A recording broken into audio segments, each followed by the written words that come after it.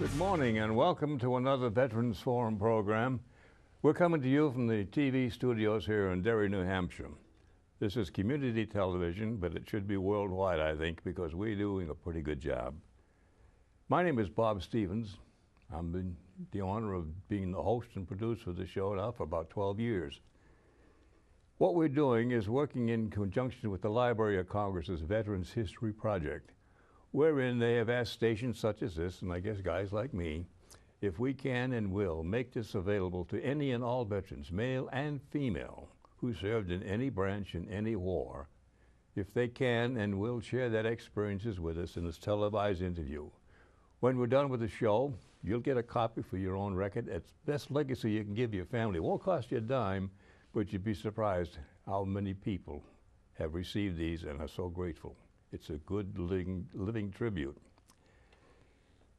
Before I go on with the show, though, there's something I'd like to share with you. I can't read with my glasses on. Remember this number, it's a new program throughout the state, 211. It's set up so that any veteran or friends of a guy or gal veteran who feel they need help or in some sort of trouble, call that number. It'll set you up. You probably can't read this, but this is the list of different communities and people who are there to help you. It's for you. You've deserved it. You earned it. Ask for it. Okay? Remember that number, 211. Now let's get on to the show. Today we have another fellow who did some things way back when. He's going to share some of those experiences with us. I'll ask Dick to introduce himself after I shut up, and then we'll get the show on the road. Young man, you're on, if you will. Dick, tell us your full name, spell your last name for the record, branch of service and dates of service, and where you live today. Hi, Bob. I'm Dick Krause, K-R-A-U-S-E. I live in Epping, and I served in the Navy from February 1962 to October 1965, and I was aboard the destroyer USS Willard Keith. Are you a tin can sailor? I'm a tin can sailor. Hey, they don't have many left. 4-stack or the new ones? It was a Sumner-class destroyer, 2-stack. Okay. Now, for you people, we have taken some photographs in advance so that we can get a good shot. And I'm going to show you a picture now of what Dick looked like way back when. Okay? Now, he'll take it up there. What I'd like to do, now that we know where you are today, is to find out how you got here. For example, if you will, any way you want to do it, where and when were you born? What was your family life growing up? Do you have any brothers and sisters or anybody in your family other than yourself who has been in the service that you can share and talk about just to get started? Sure, I'd be glad to. I was born in 1939, which makes me 75 years old.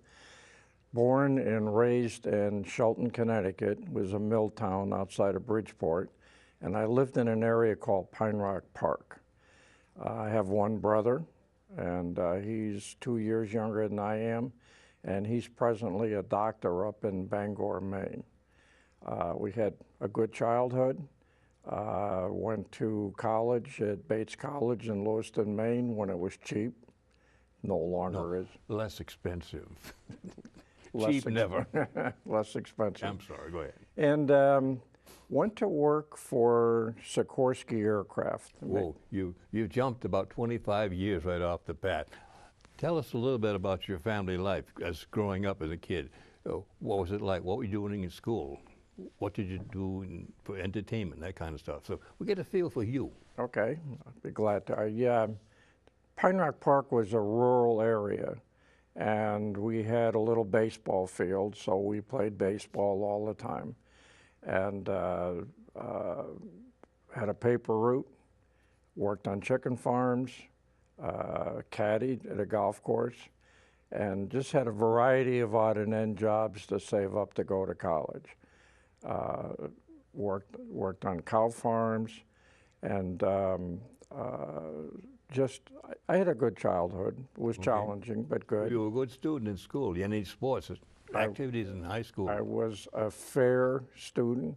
I played a lot of sandlot baseball, but because I needed to work to go to college, I had to work after school, so I never played high school sports. When I got to college, I made the baseball team, and I was on a baseball team for a while and enjoyed that. Any scholarship help for that?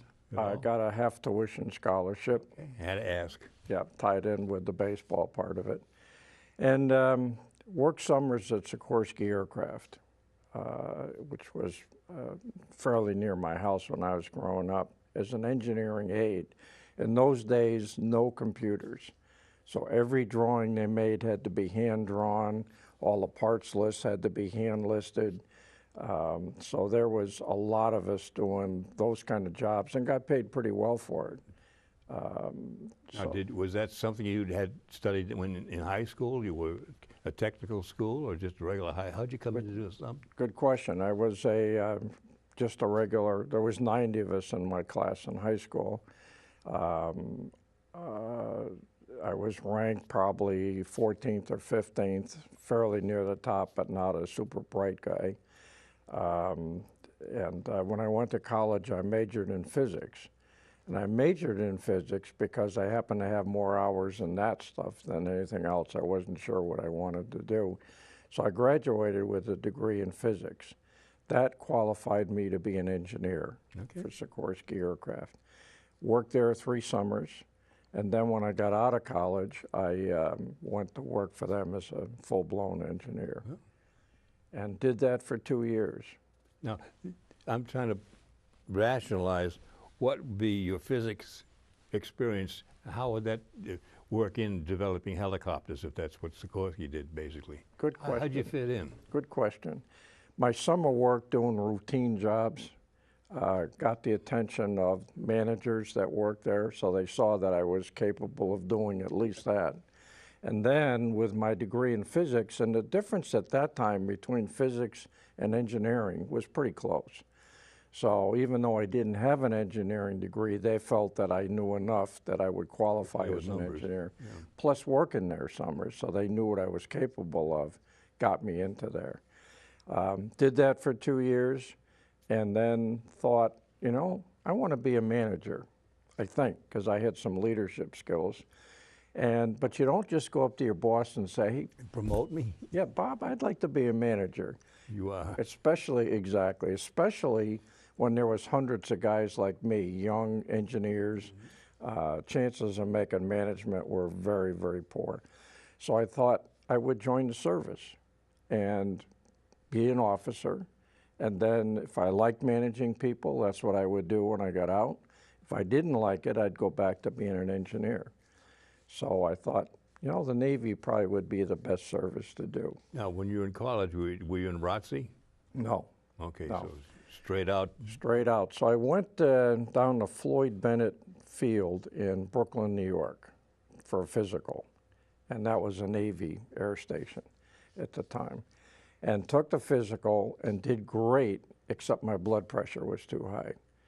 And so I wouldn't have made the Navy. So the doctor, and there was 3 or 4 of us in the same boat, the doctor said, listen, you guys going to New York City tonight, get really drunk. And when you come in tomorrow, your blood pressure will be fine. So we did. We went into New York, had a drink or 2, came back the next day, and I passed and got to go through OCS in Newport, Rhode Island, and came out as an ensign. That was a good experience. Tell us about that, the change from civilian to yes sir, no sir. How did you like it? How did you handle it? Very regimented, and I'm not particularly strong in being regimented. Didn't get in any trouble, but I struggle with the routine of getting up early in the morning, go out and do physical training, and everything was precise all day long. A lot of physical work, a lot of mental work. It was challenging. I loved it, loved it. And when I graduated, I was near the top of my class because I did love it. And they gave the assignments where you were going to go based on how you did in your class.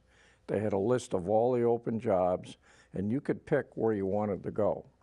And how many choices did you have in case you couldn't get the first Oh, one? we had 3 choices. Okay. My first choice was to be on a destroyer. because that was described as being the best place an officer could go because you had so much responsibility. Aircraft carriers were good duty. You never got seasick, but there were so many officers that you had a little bit of responsibility. Destroyer, there was hardly any officers, and you had a lot of responsibility. So that's what I opted to do. And I was fortunate to get assigned to the Willard Keith out of Norfolk, Virginia. And that's where I spent most of my Navy career. What did you report in when you got to get started? How did you get there? I was newly married. I got married. Okay, that's important. I graduated on a Friday from OCS, got married on a Sunday in Long Island, New York. Married a girl from there I'd gone to college with. And I had to be back in Newport, Rhode Island the next day at 7 o'clock in the morning. 0700. 0700 to start a class in electronics in Newport, Rhode Island. So naturally I didn't make it. We tried to make it, but at that time, to get from the Connecticut side of Rhode Island to Newport, you had to take a ferry. Now there's a bridge, but at that time there was a ferry, and I missed the ferry. I don't know why. I spent my wedding night in Connecticut. I don't know why I would have gotten up late, but I missed the ferry. So I walked into class late, and there was a petty officer, chief petty officer, running the class. And when I walked in, I was probably 3 hours late. When I walked in, the chief said, "Mr. Krause, give me one good reason why you're late this morning." And I said, "Chief, I got married yesterday afternoon in Long Island." Sit down. And he said, "That's a good excuse, good reason, sit down." So that was the start of my So your marriage is paid off already. marriage paid off already.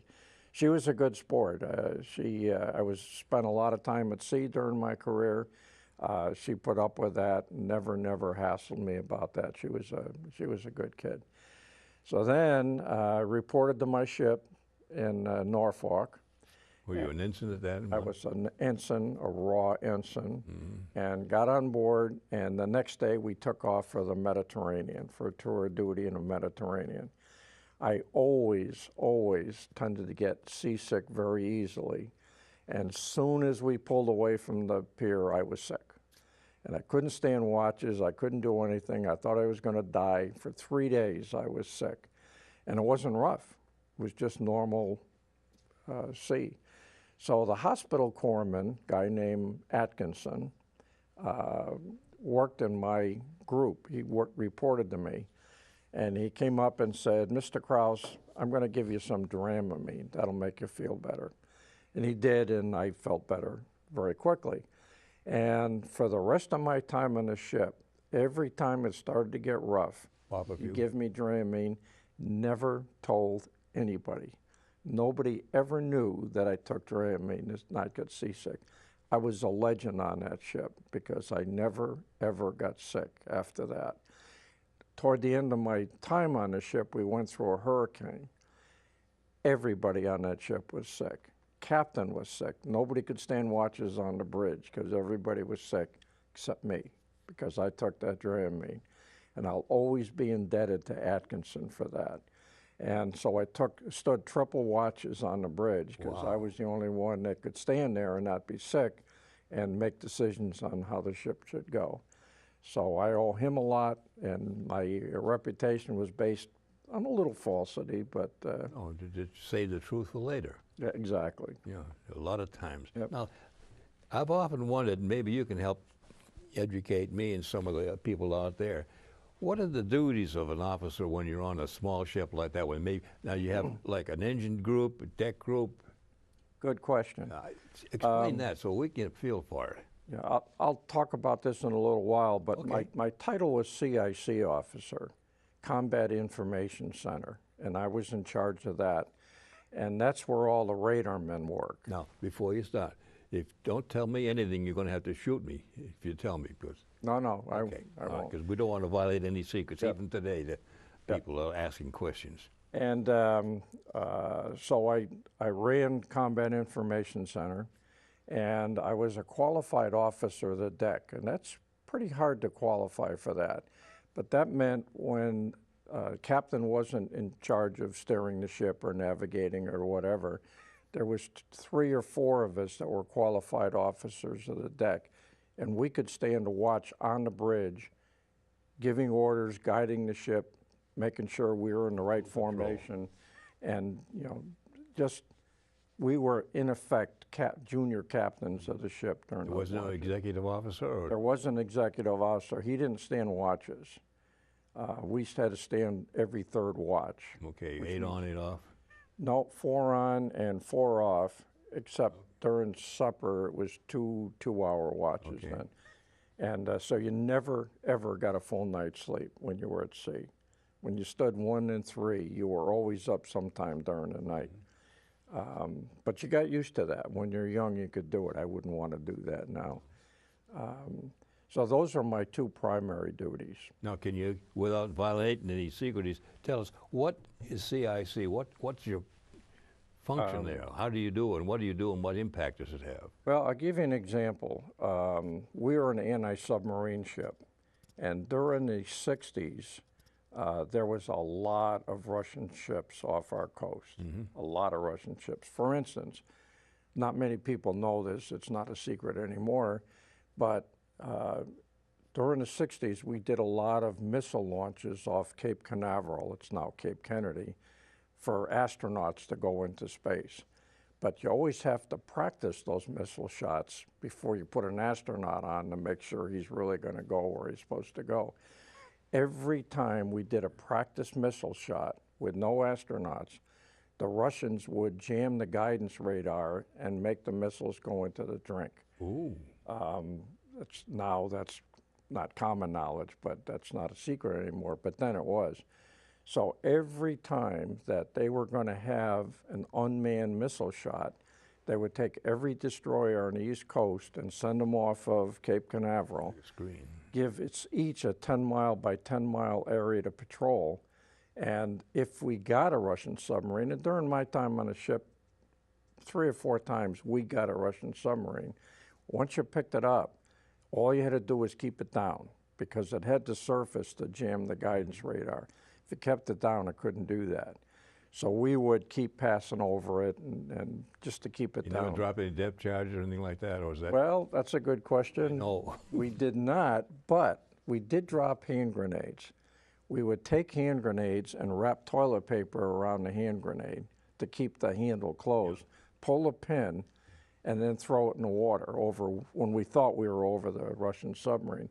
And the toilet paper would take a while to unravel. So the hand grenade could get down 300 or 400 feet where the submarine was and then pop up. Didn't do any damage to the Russian submarine, but it made noise. So they would know, gee, if that was a depth charge, we'd be dead. So that's something we did. Psychological warfare. Psychological warfare. So a roll of 1,000 squares was really a good piece of armament. Exactly. So then, once the missile went up, then we'd leave, and the Russian submarine could do what they wanted. So we did that. Probably got sent down there 9, 10 times maybe during my time in the service, just to do that. That raises a good question, I think. How did the submarines or the submariners know when the shot was going to be coming? Or did they just happen to be in the area? And no, I don't know how they knew. G2 was real good stuff about that point in time. Yep. Somehow they got that information and they would know. They never bothered a manned missile shot, never. But all the unmanned ones, they would try to sabotage. Wow. Be expensive. There was a lot of things that went on, and I won't talk about them all, but there was a lot of things that went on during the Cold War that most people don't know about. Now, do you have anything to do with the kid Kennedy and his patrolling, getting building the Cuban missile stuff? Was that in your purview? The actual missile crisis happened before I got to my ship.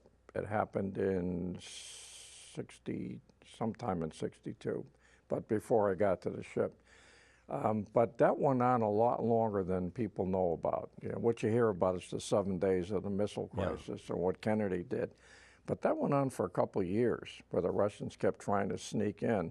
And I've got a picture here that I can show you later on of us, the captain and I are on the bridge with a Russian merchant marine ship in the background going into Cuba. And the routine in those days, what you did was you had a signalman that would signal the ship saying, who are you, where are you going, and what are you carrying? It was an international signal that every ship would understand. If they didn't answer that, then you pulled in front of them, or then you would say, hey, slow down, we want to board you. Heave to, huh? And then if they didn't slow down, then you pulled in front of them and you weaved and slowed down to make them slow down. If that didn't work, you pulled off and you fired a shot across their bow. And if that didn't work, you called Washington and said, hey, he won't guys, stop. help.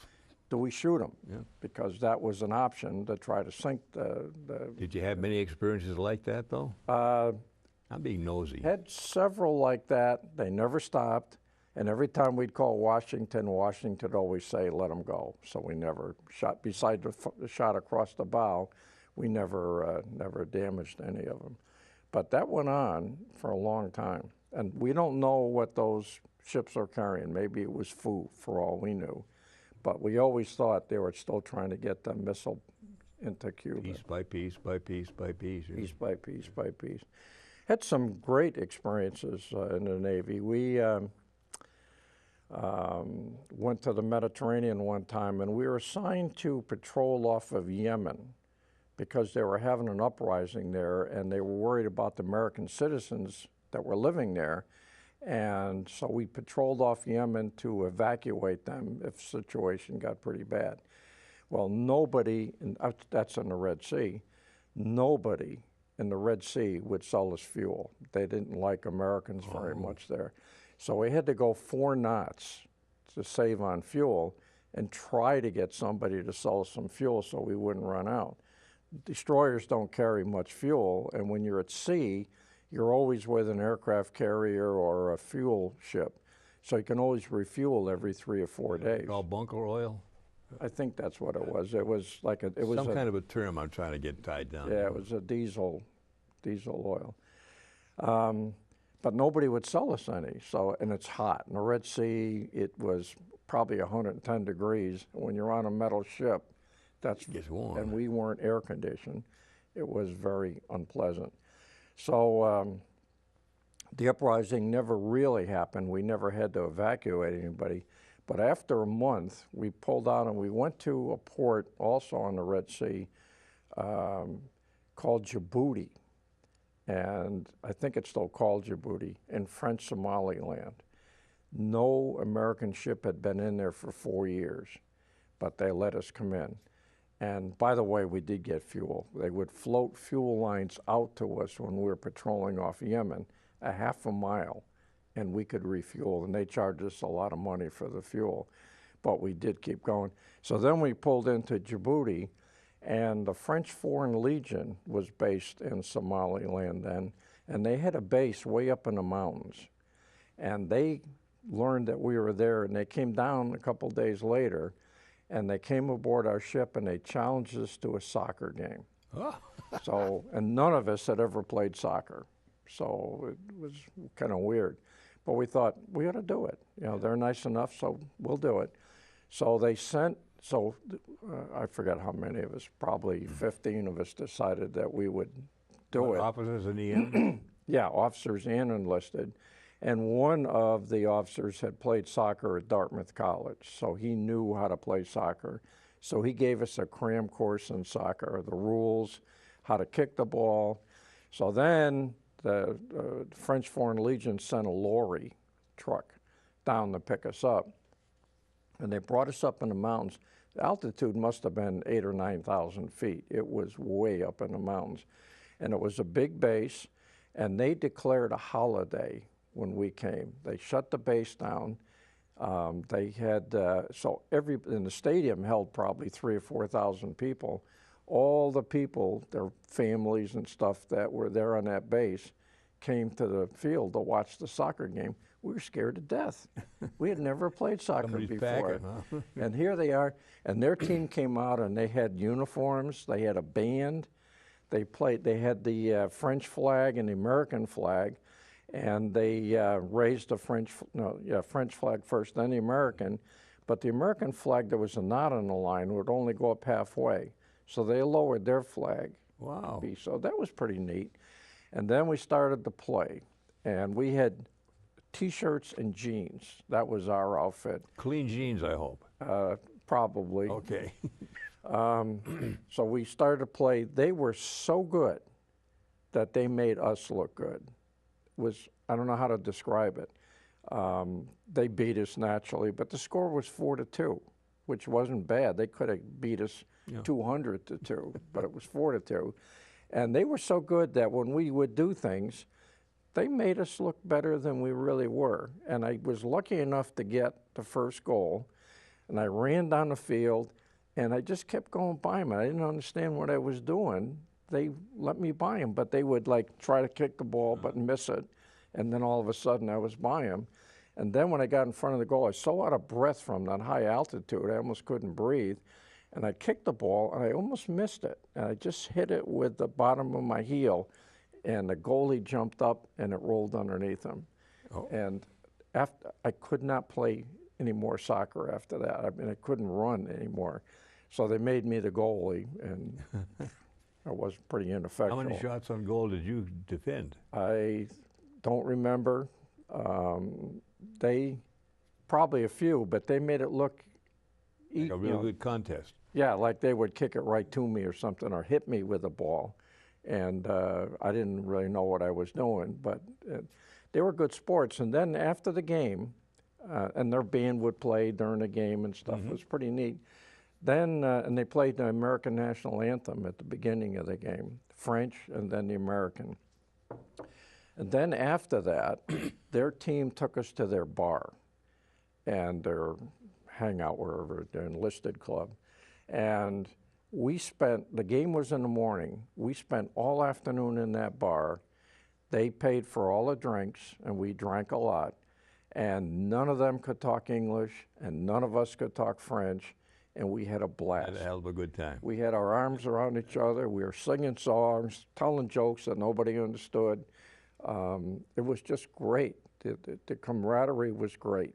And then late in the afternoon, they took us back to the ship. And that's an experience I'll always remember, just because how much they made us look decent. They made us look good in the game when we weren't. I don't think most people in the stands may have known what they were doing, I don't know, but everybody stayed the whole game. And then the drinking in that bar and the laughter and the camaraderie was an experience I'll never forget. And say brothers in arms. Yeah. Regardless of the emblem. Exactly. It was just really, really good. Great. Any other stories like that? This is a chance to unload and get the people brought into what really went on sometimes. I could tell you a story that will overlap into what happened after I got out of the service. It's your show. My reason for wanting to be an officer was to see if I'd like being a manager. In the service, as you know, officers tend to be right all the time. You do what I tell you to do because I'm a lot smarter than you are, and that's not true. I mean, the difference between, believe it or not. Damn, 4 years and it took me to never knew that. Smartest guy I ever knew in my life was my father. And my father was a union hourly guy. And managers would think that hourly people were stupid, not bright. It's not true. Same in the service. Not almost all, but a lot of the officers thought they were a lot smarter than the men they supervised. But they also recognized they needed a good chief. Exactly. Chiefs ran the Navy. That's right. PYA all the way. Exactly. It was during one of those times when we had a Russian submarine down. Let me back up a little bit. In Combat Information Center, you had what was called a dead reckoning tracer, DRT. And in the middle of it, it was probably about this size, maybe a little bigger. In the middle of it was a light, and that was us. That light represented our ship. The sonar men would keep calling up to us saying, submarine is 090 1,000 yards. Somebody would plot that. Then a minute later, submarine is 092 800 yards. They'd plot that. So you'd get a trace of where the submarine was, and then the radar men were picking up the airplanes. So we would know where our planes were because they played a role in the anti-submarine exercise. And if there was any enemy planes, which there never was, we could plot them too. So we could, on that one DRT, get a picture of everything that was going on. And you would pick a range limitation or just over to the horizon? The sonar had a limitation in those days, maybe 2 miles or something. I don't remember what it was, but there was limits.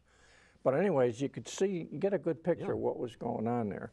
And then the CIC officer would tell the bridge what to do. Turn right, turn left, slow down, blah, blah, blah. And it was always the CIC officer would always, okay, turn right, do this, because they're always. Well, you're like the navigator in Obama. Yeah, exactly, exactly. We had a Russian submarine down one time, and the radar men, all the guys in CRC were around a table with me, and a guy named Larson, a third-class radar man, said at one point, Mr. Krause, that submarine's going to knuckle and turn to port. Now, knuckle is when the submarine would release compressed air out of a torpedo tube, make a big bubble, sonar would lock onto that, and then the submarine could get away while the sonar was still looking at that bubble. Chaff on a bomber. Yeah, exactly. So when he said he was going to knuckle and turn left, I knew what he meant. And so I asked the other guys, radarmen, what do you guys think? And they said, we think Larson's right. So I told the bridge, whatever I told them, turn left, turn right, or turn to port, turn to starboard. And the captain wasn't sure. And he said, are you sure? And I said, yes. Yes, sir. And so he turned left and we kept the submarine down. He didn't get away. Good. And then after, there were diesel submarines then, they weren't nuclear. After a submarine is gone for 4 or 5 hours at a decent speed underwater, the batteries get weak. And they have to slow down. No, they have to slow down and to 4 knots, 3 or 4 knots. Then they can't do anything. Then you got them because you know where they are. They can't get away. Just keep pinging them and you stay on top of them. So Larson saved the day on that one. And was he recognized for that? the captain came down after we had him down and we were leaving. The captain came down to CIC because it was one level below the bridge. And he said, Mr. Krause, you did a good job. And I said, thanks, Captain, but Larson deserves the credit.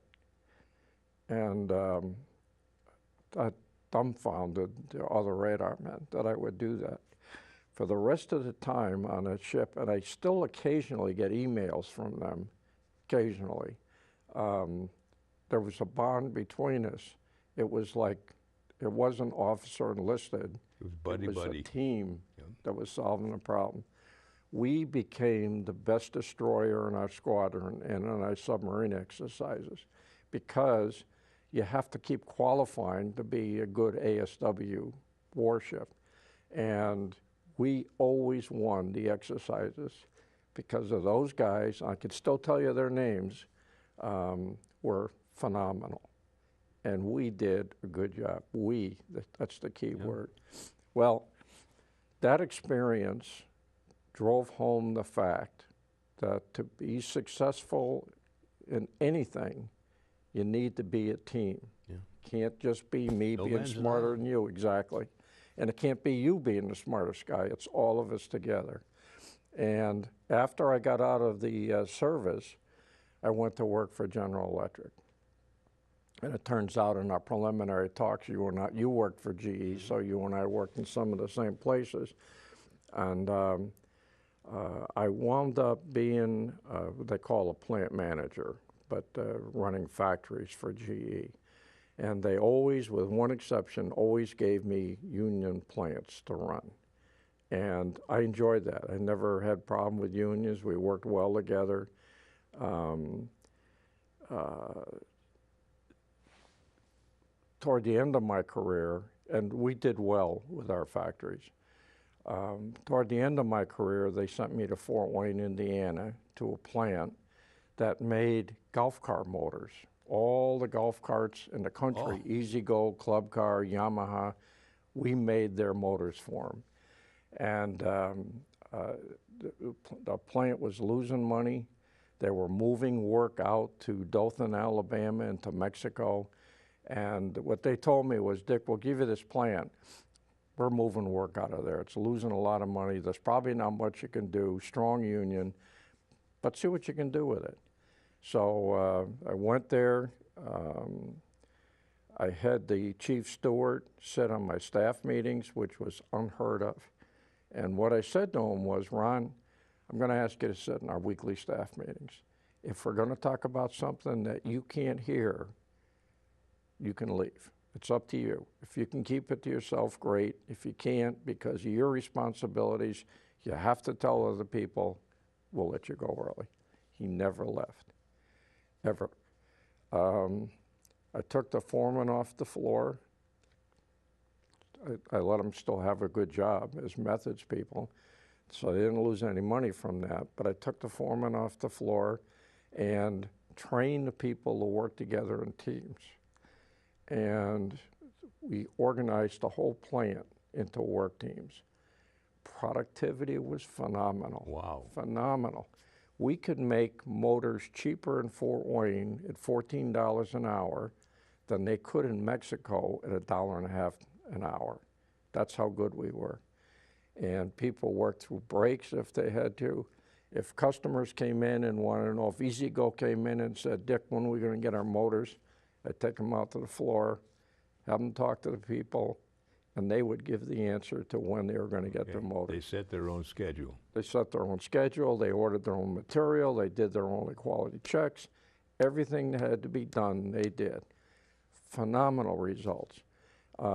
Jack Welch, remember Jack Welch? Oh, yeah. CEO of GE. He came out and came to the plant because he couldn't believe it, and went through, and we showed him everything. And he said, Dick, what's this plant going to look like next year? And I said, we'll be even better. Next year, he brought the board of directors of GE to that plant. And every presentation made to those guys and lady was done by an hourly person. Every single presentation. They couldn't believe it. It was like, where'd these people come from? But they're normal people. They weren't anything exceptional. So it was great. All of that, and in fact, there's a picture of 1993. There was a cover story for U.S. News and World Report on how to make America work. During that time, they were starting to farm work out to foreign countries, all companies. And people were getting worried about Americans losing jobs. So they ran a cover story, how to make America work, and they took 6 managers from around the country, not GE managers, but any company, that they thought were doing the right things to get people more productive.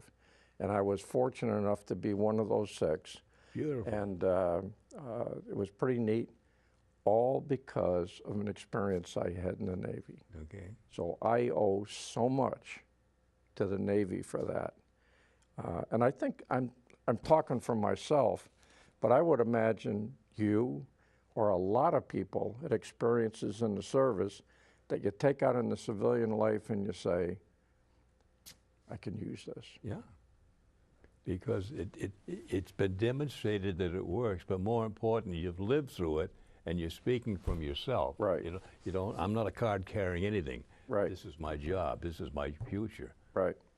And that mental attitude of recognizing that everybody's important, no matter what your status. I've got a email here that I got 4 years ago that you're welcome to read. Read it to us. Don't, not me read it. You read it.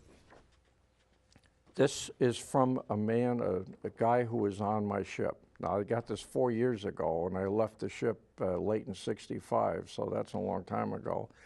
You probably don't remember me, but I was a fire control technician aboard the Keith. I left in '67 as a fire control technician 2, married and went to night school while working to get a mechanical engineering degree from the University of Minnesota. After that, I worked at several companies as a manufacturing engineer on electromechanical products. The U.S. Navy and officers like Moran, another officer, and you set a good example for me to succeed in my endeavor, which I passed on to my daughter. She went on to get her PhD, blah, blah, blah. Wow. All, okay. I'm retired now. I want to thank you for the influence you and Peter Moran had on me and my future.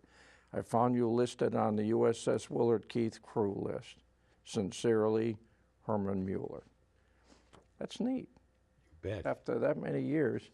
And again, based on my time in the Navy, I owe so much to the Navy, so much to my time in the service, invaluable. Okay. Now, I'd like to get you a little bit of time left. When you left the Navy and were discharged and get into the real world, as we sometimes call it, did you take advantage of the GI Bill to further your education or anything like that? No, I didn't. GE ran their own courses, so I took their Or courses. the MMP, for example. The MMP you know. program. So I never did take advantage of it. Okay. I almost, though, didn't get out of the Navy when I should have. They were putting orders. They asked me if I wanted to take command of a riverboat squadron somewhere in Southeast Asia. You know. And if I would extend for a year, they would give me that command. So I went home and asked my wife, I said, honey, what do you think if I, and she basically said, if you do that, I'll kill you. Yeah. So I didn't. That got your attention. Exactly. So at that time, though, I had a hernia. And what they said to me is, listen, why don't you stay in just long enough for us to fix that hernia for you, then you can leave. Yeah. And I said, but then we knew that they were going to extend everybody for 6 months. They weren't going to let anybody get out because Vietnam was building up. And so I said, no, I'll take care of that hernia myself. 2 weeks after I got out, they extended everybody for 6 weeks. So I would have not been able to go to that GE training program, maybe not even going with GE. So I was fortunate. Yeah. Now, did you join anything like the VFW, the Legion, AMVETS, or whatever? Did not. I didn't even go to reserve meetings, partly because they moved me around every year, partly because I was nervous that if I did, I could get called back into the service. Sandbag. Exactly. Yeah. So I just pretended like I didn't know anything, and they never bothered me on that. Nowadays, I'm still pretty busy with an outfit called SCORE. I don't know if you've ever heard of them or not. Service Corps of Retired Executives, subsidiary of the Small Business Administration. And we counsel small businesses on how to be more successful. I spend a lot of time doing that, don't get paid for it. It's purely a volunteer But you get paid for it. But I was fortunate enough to learn a lot from my time in the Navy and from my time at GE that I can help small businesses get on their feet and become successful. I love doing that. Now, family type questions. Did you have a family, any youngsters, and how are they doing in the world right now? Good question. I had 4 boys, no girls. Now I have 2 grandsons and 7 granddaughters, so God's getting even with me on that. My 4 sons are all married, have families, and I was best man at all their weddings. Every one? Every one.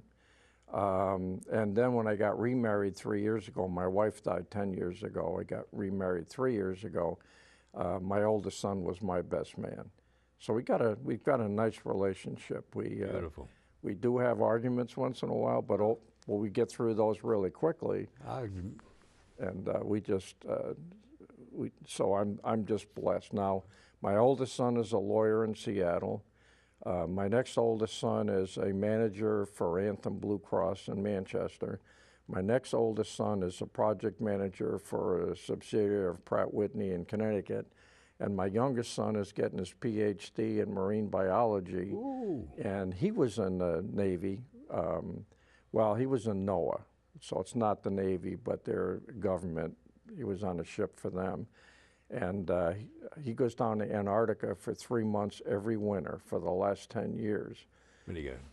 Penguin friend down there? There's only 2 things in Antarctica besides snow, penguins and leopard seals. And nobody knows anything about leopard seals. So that's what he's getting his PhD in. He's putting video cameras on leopard seals, and then they go in the water. And the habitat and what they Yeah, how they mate and what they eat. It's and kind of nosy, though. A guy, You know, but they don't seem to mind. I know, what the hell. Okay, we had about 3 or 4 minutes, I guess, to kind of wrap it up. From what you said, and I guess I know the answer, but I have to ask you anyway. Your experiences in the Navy, you say, have been a positive or negative impact on your life? Purely positive. I can't think of one negative aspect of my time in the Navy, not one. Can you offer any suggestions to some of the kids today that are maybe in the cup with the economy we have as far as looking for a position in any of the services? We're not recruiting, but what's available to them? From my time in the Navy and from what I found from most of, not all, but most of the enlisted men that were on our ship, you get so much responsibility and people depend on you to do your job right, that after you've put your time in the service, you could be far better at your job performance in civilian life with that service experience behind you than you would if you hadn't gone in. I'm convinced of that. Never in my career in GE did I ever meet an ex-serviceman who didn't do a good job, who wasn't disciplined, who wasn't focused, who wasn't able to. When you're on a ship, there's 400 guys on a destroyer. There was 9 of us officers sleeping in one little room the size of this table. You're with people all the time, so you learn how to get along. To get along, yeah. And they work that way in civilian life too. Yeah. I can't think of one bad thing besides being away from home. I was away from my wife a lot during the time I was on the ship. Beside that, I can't think of any bad parts. Beautiful. So I would highly recommend any branch of the service. I particularly love the Navy. You get to see a lot of the world when you're in the Navy. Yeah, but if you run the Dramamine, though, you'd be dead. Exactly. 3 words. Thank you, friend. I enjoyed talking with you, Bob. Thank you for sharing it with us. I enjoyed it. Enjoy it. Thank you. That's a wrap, folks. I think it's the term they use. But to those who are out there and have seen the show now and maybe on the cusp, I again say, as I've always done, if you are so inclined, get a hold of me. The address will be in the back of the program here. We'll do anything and everything possible to make sure that what you say represents how you really feel. It's the best legacy you can give your family. It'll be here long after we're going. I'm not hanging crepe, but the fact of life is we're fighting the clock and the calendar, because every day fewer and fewer of us older guys are left. But we want to make sure that when the histories are written, everything that has been covered will be there for you to look at and enjoy. Bob Stevens saying thank you, stay healthy, and please come and see me.